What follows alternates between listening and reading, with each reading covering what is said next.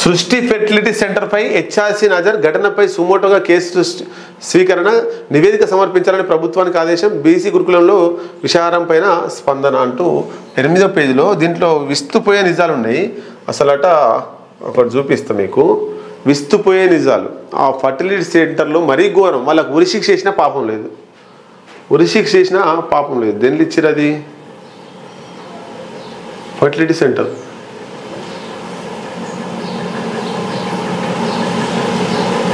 ఇలా వద్దు, వేరే దాంట్లో చూద్దాం. రైట్, ఇక దిశ పేజీ ఇలా క్లియర్గా ఇవ్వలేదు, వేరే పేపర్లో క్లియర్గా ఇచ్చారు. అసలు ఆ ఫర్టిలిటీ సెంటర్లో ఏం జరిగింది, ఆ వీర్యం ఎక్కడి నుంచి వెళ్ళి తీసుకొచ్చారు అనేటువంటిది వేరే దాంట్లో ఇచ్చారు. నేను చదువుతా అది కూడా మీకు. ఒక భయంకరమైన నిజం ఇంతకుముందు చెప్పిన ఫెర్టిలిటీ సెంటర్ సంబంధించి సికింద్రాబాద్లో మొన్న బయటపడినాయి. దాంట్లో వీర్యము ఎవరి నుంచి సేకరించారో ఒకసారి చూడండి. ఎంత దరిద్రం, దారుణం చూడండి. ఎవరైతే పిల్లలు లేరని చెప్పేసి, పిల్లలు లేనటువంటి దంపతులు ఎవరైతే ఫెర్టిలిటీ సెంటర్కి పోతారో వాళ్ళు బిడ్డ కావాలని చూస్తే వీర్యము ఎవరి నుంచి సేకరించారు, ఎట్లా సేకరించారో ఒకసారి చూద్దాం. బిర్యానీ ఇచ్చి బిచ్చగాల వీర్యం, పోర్న్ వీడియోలు చూపించి స్పెర్మ్ను సేకరించిన సృష్టి. సికింద్రాబాద్ రైల్వే స్టేషన్ చుట్టుపక్కల ఉన్న బిచ్చగాలే టార్గెట్. సృష్టి కేసులో పోలీసుల దర్యాప్తు ముమ్మరం.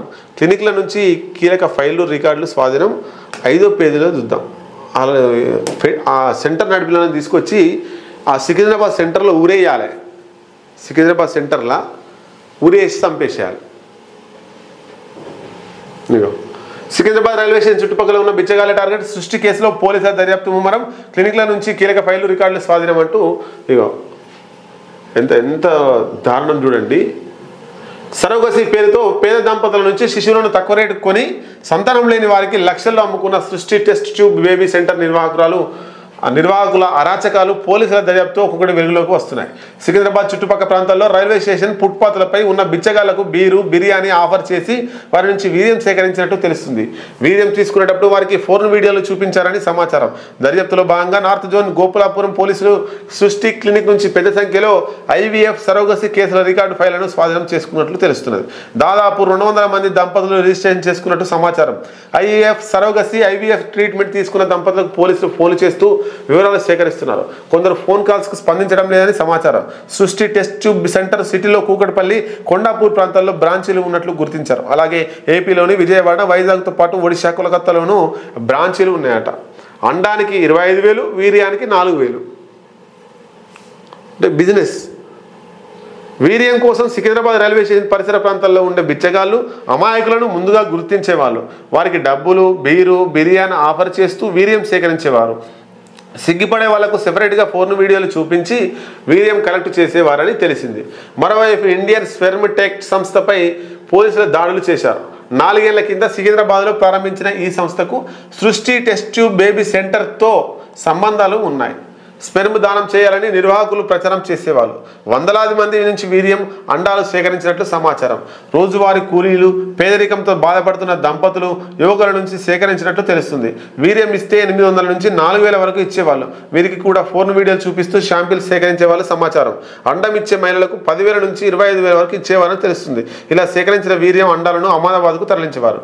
పర్మిషన్లు ఉన్నాయని బుకాయిస్తూ ట్రీట్మెంట్. ప్రభుత్వం నుంచి అన్ని పర్మిషన్లు ఉన్నాయని నిర్వాహకులు బుకాయిస్తున్నప్పటికీ అసలు వీరికి ఎలాంటి అనుమతులు లేవని పోలీసులు చెబుతారట. దాడుల్లో దాదాపు 20 మంది నుంచి సేకరించిన నమూనాలు, రికార్డులను పోలీసులు స్వాధీనం చేసుకున్నారు.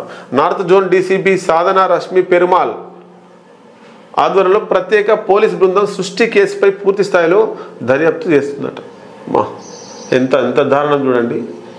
సికింద్రాబాద్ రైల్వే స్టేషన్ చుట్టుపక్కల ఉండేటువంటి బిచ్చగాళ్ళు, కూలీలు, అడ్డా మీద ఉండే వాళ్ళని తీసుకొచ్చి వాళ్ళ నుంచి స్పెర్మ్ సేకరించి వాళ్ళకు ఫోన్ వీడియోలు చూపించి దాపించి బిర్యానీ తినిపించి స్పెర్మ్ అవి తీసుకొని ఇవి అమ్ముకుంటారు. ఎంత ఎంత దారుణం చూడండి.